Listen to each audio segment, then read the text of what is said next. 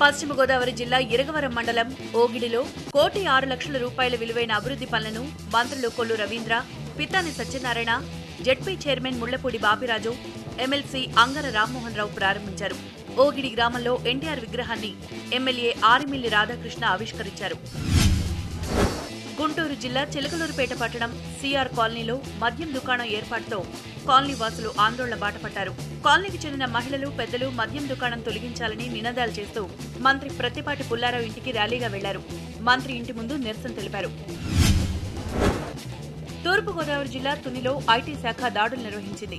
పట్టణంలో ప్రధానమైన 4 జ్యువెలరీ షాపుల్లో ప్రైవేట్ డాక్టర్ల ఇళ్లు, ఆసుపత్రుల మీద దాడులు చేశారు. షాపుల్లో ఉన్న బంగారు, వెండి నగల వివరాలను తెలుసుకున్నారు. నోట్ల రద్దు తర్వాత అధిక మొత్తాలు డిపాజిట్లు చేసినందున దాడులు జరిపినట్లు సమాచారం. గతంలో ఒకేసారి 23 మంది ఎర్రచందన స్మగ్లర్లను పోలీసులు ఎన్కౌంటర్ చేయడంతో తగ్గుముఖం పట్టిన ఎర్రచందన స్మగ్లింగ్ ఇటీవలి కాలంలో మళ్లీ పుంజుకుంది. నెల్లూరు జిల్లా వెంకటగిరి మండలం చెలికంపాడు ఎస్ఎస్ కాలువ దగ్గర దాచి ఉంచిన 16 ఎర్రచందనం దుంగళ్లు రవాణా చేస్తున్న 5 స్మగ్లర్లను పోలీసులు అరెస్ట్ చేశారు. గుంటూరు రైల్వే స్టేషన్లో మంత్రి ప్రత్తిపాటి పుల్లారావు ఆకస్మిక తనిఖీలు నిర్వహించారు. రైల్వే స్టేషన్లో అధిక ధరలకు తినుబండారాలు, వాటర్ బాటిల్స్ అమ్ముతూ ప్రజలను దోచుకుంటున్నారని ప్రజల నుంచి ఫిర్యాదులు రావడంతో మంత్రి తనిఖీలు నిర్వహించారు. అధిక ధరలకు విక్రయిస్తున్న షాపుల యజమానులపై ఆగ్రహించారు.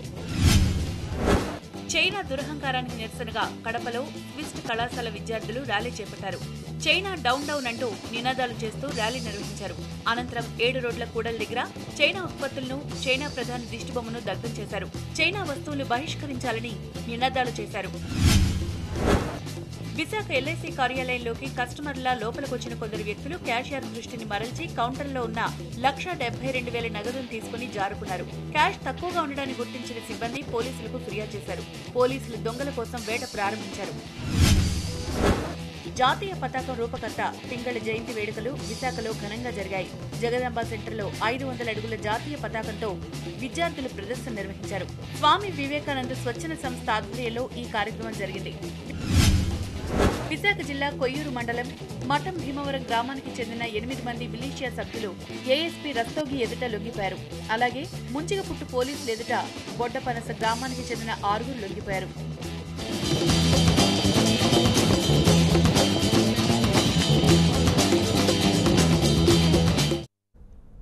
మహబూబ్నగర్ జిల్లా జడ్చర్లలో ఆరోగ్య శాఖ మంత్రి లక్ష్మారెడ్డి పర్యటించారు. హైదరాబాద్ రాజేంద్రనగర్ హార్టికల్చర్ యూనివర్సిటీలో ఉద్రిక్త వాతావరణం నెలకొంది. ఇంకా మరిన్ని అప్డేట్స్తో తెలంగాణ టాప్ 9 చూద్దాం.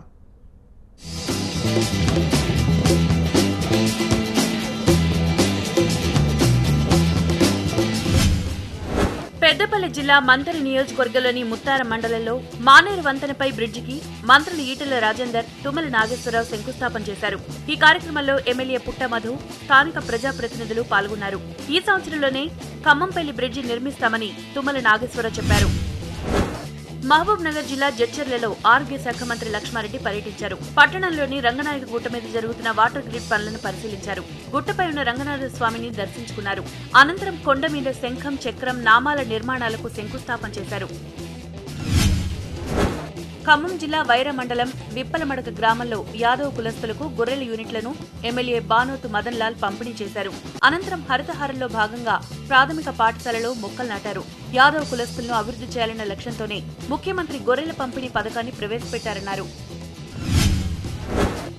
ఖమ్మం ఎమ్మెల్యే పువ్వాడ అజయ్ ఖమ్మం రోటరీ నగర్లోని తన క్యాంపు కార్యాలయంలో కళ్యాణ లక్ష్మి, షాదీ ముబారక్ లబ్ధిదారులకు చెక్కులు పంపిణీ చేశారు. మొత్తం 194 మందికి 1,08,00,000 విలువ చేసే చెక్కులను పంపిణీ చేశారు. ఆడపిల్ల పెళ్లి తల్లిదండ్రులకు భారం కాకూడదని సీఎం ఈ పథకాలను ప్రవేశపెట్టారన్నారు. హైదరాబాద్ రాజేంద్రనగర్ హార్టికల్చర్ యూనివర్సిటీలో ఉద్రిక్త వాతావరణం నెలకొంది.